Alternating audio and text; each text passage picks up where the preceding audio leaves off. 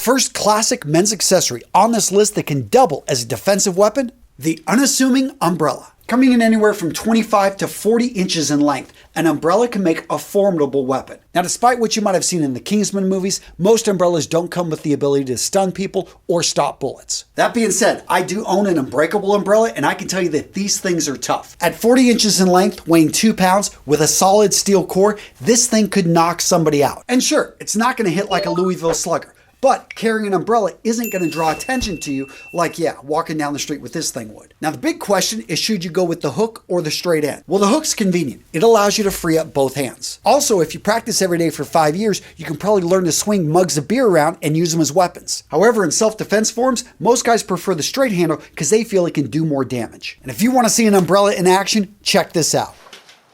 Boom! Man, this guy's just laying into that bag. Seriously, with that length, you can get a mean swing with this thing. In today's video, gents, we're talking about everyday clothing accessories that you can use for self-defense.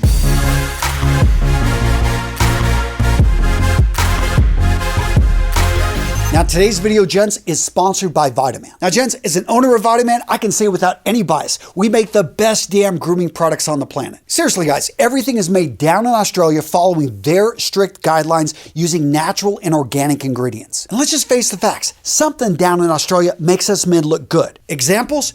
Hugh Jackman, Chris Hemsworth. Now, are these guys using Vitaman? No, I don't have any proof, but it wouldn't surprise me. Seriously, gents, to help with your self-defense efforts, check out our skin protector. Every day, the skin on your face is dealing with smoke, pollution, environmental aggressors, which are prematurely aging your skin. Using all natural ingredients like Kakadu plum, our skin protector does an amazing job of keeping your skin looking young and healthy. And let's talk about deodorants. Are you using a deodorant that uses aluminum to clog up your pores? Our deodorant has no aluminum and it keeps you smelling fresh all day. So for the best deal you're ever going to find over at Vitaman, use that link down in the description of today's video. And really quick, gents, while supplies last, I've got some free samples. I'll be linking to them down in the description. If you want to try Vitaman at no cost, this is your chance. All right, gents, now let's get back to the content.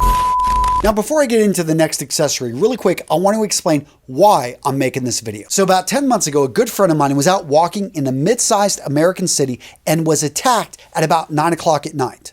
Was attacked by 2 people, one of them with a stun gun, one of them with a knife. Now, according to what he can remember, the way it went down is he was stunned from behind. He was shocked, trying to figure out what's going on, and then he had these 2 people approaching him, one with the knife, the other one trying to stun him again with the stun gun. He assumed it was a robbery. Now, this guy isn't a pushover. He's a former wrestler in special forces. Taken by surprise, he proceeded to defend himself with the only thing he had, his hands. Now, the whole thing happened in less than a minute and he was able to fight his attackers off. But he didn't get away scot-free. In fact, here's a picture of his hands and arms 2 days after the event. Yeah, that's a nice picture, right? I share this story with you because in the vast majority of cases, you don't get to choose when you're attacked. No, you're not going to have much warning and they don't care who you voted for. So, all that being said, the most powerful weapon you have for self-defense is right here in between your ears. That's your brain. Using it and making sure that you don't put yourself in dangerous situations. And that's why the next accessory on this list is one you didn't expect. That next accessory, gents, your watch. And no, I'm not talking about taking them off and using them as brass knuckles, although that might work.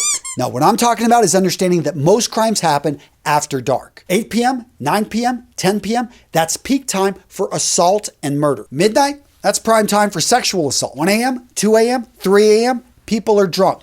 Be careful, stay out of their way, stay off the roads. Now, of course, those of you with a law enforcement background, sociology background, you know that crimes happen 24/7. There isn't a time in which crimes don't happen. That being said, I haven't been in a bar fight for over 20 years because I stopped going to bars. All right, Antonio, come on, that watch was weak. Give me a real defensive accessory. How about a flashlight?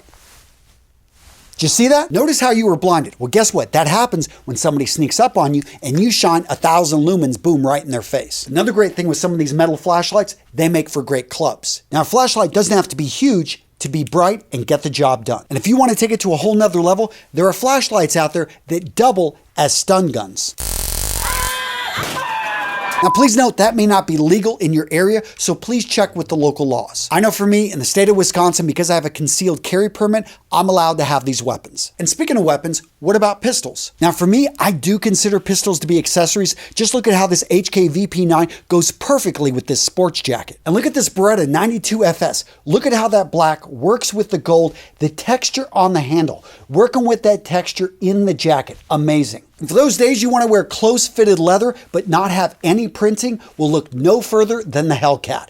I mean, just look at that combination. Nope, just kidding. I do not consider pistols to be a common men's accessory. That being said, I do collect them, and I have had a lot of you guys ask me, Antonio, can you do a video on concealed carry? If this is interesting to you, yes, no, you don't care, let me hear your opinion down in the comments. Next up on the list, a large keychain. First up, we've got the keys themselves. You've probably seen people create a scary fist like this. Is this going to do a lot of damage? I don't think in most cases it is, but here's the thing. If it gives you confidence, if it gives you, okay, I've got something waiting for them, then I would say if this is all you got, go for it. Stop, let me correct myself. In all these situations, you want to run away. You want to get out of here. You don't want to necessarily stand and fight. What I'm talking about in that situation is if you're cornered. If you cannot escape, you want to try to make yourself look as fierce as possible. Now, on your keychain, you may choose to have some pepper gel, some pepper spray. This can be very effective, not only for human beings, but if you've got a stray dog following you, barking, and you think you're going to get attacked, this right here is a non-lethal way to get them to get out of there. Another option on your keychain you may want to consider is a mini alarm. This is going to let the whole world know something's about to go down, and people that are attacking you probably don't want witnesses. It is something that, okay, it makes them think twice, makes them realize, hey, did somebody hear this? Who's coming? 140 decibels, in my opinion, is the minimum that you want. Now, I know some of you guys may be saying, come on, Antonio, that's a woman's thing. I would never carry an alarm. Here's the thing, is they work and they're effective. So if it's a great tool, why not carry it? And if nothing else, have it in your vehicle, have it for other people in your life. So this next item, I'm going to put it on the list, but I'm not going to highly recommend it, and that is a defensive pen. A lot of times these are used to break through glass, and you could say, hey, I'm going to use this thing as a weapon, but it's not going to be the most intimidating weapon. I'd put it at the same level as keys. If you're stuck in an alley and this is all you got, well, it's at least something. But I think that a guy, to be able to use something like this, you need to be trained on how to use a stabbing weapon, and most people are not. So if you really like it, get training on it. The same thing with a belt. Yes, you can use a belt as a weapon. In fact, I loved watching the show The Punisher, how he wraps it around his arm, and yeah, you just know that this is going to be a good knife fight.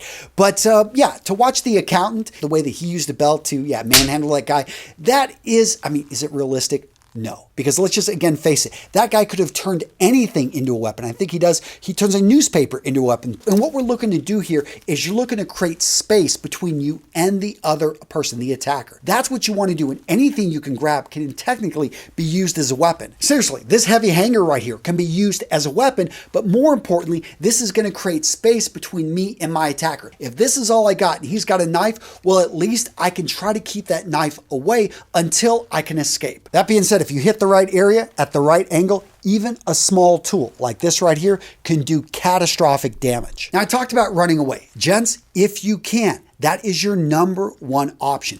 Get out of there. And with that being said, you got to have the right footwear. So I love Western boots, but when they've got a leather base or a pair of dress shoes that have a leather sole, you guys know I love leather soles, but not when you need traction, not when you need to be able to move around. I'm going to recommend, if you're going to be in an area that you're a little bit uncertain about, go for that rubber sole. You want traction. You want to be able to hold your ground. Another advantage of a boot, when you kick somebody, it's going to better protect your foot. Yeah, you kick somebody with this, they're going to feel it. Now, certain fragrances, if they're over applied, are they a weapon? According to the Geneva Convention, the answer is yes. According to bylaw 1981, more than 5 sprays of Koros is considered deadly unless your name is Michelle or Jeremy. Now, what about a pocket knife? First up, do you have time to pull it out? Second, do you know how to use it as a defensive weapon? I'm going to conservatively say that for 99% of you, that answer is no. That being said, I still recommend carrying a knife, carrying a multi-tool, because they're incredibly useful. And if you happen to be carrying a K-bar, I am going to say that this is a pretty good deterrent. Another great defensive accessory, your clothing. As a guy that used to ride motorcycles, I loved Kevlar clothing. So I had it in my jeans, but I also had it in a sweatshirt. I had it in a light jacket. And look out there, there's a lot of great options. Some of it looks pretty good. And if you're really serious, like you really want to have clothing that's going to be knife resistant, check out Kevlar. Now, what about leather? Will leather stop a knife?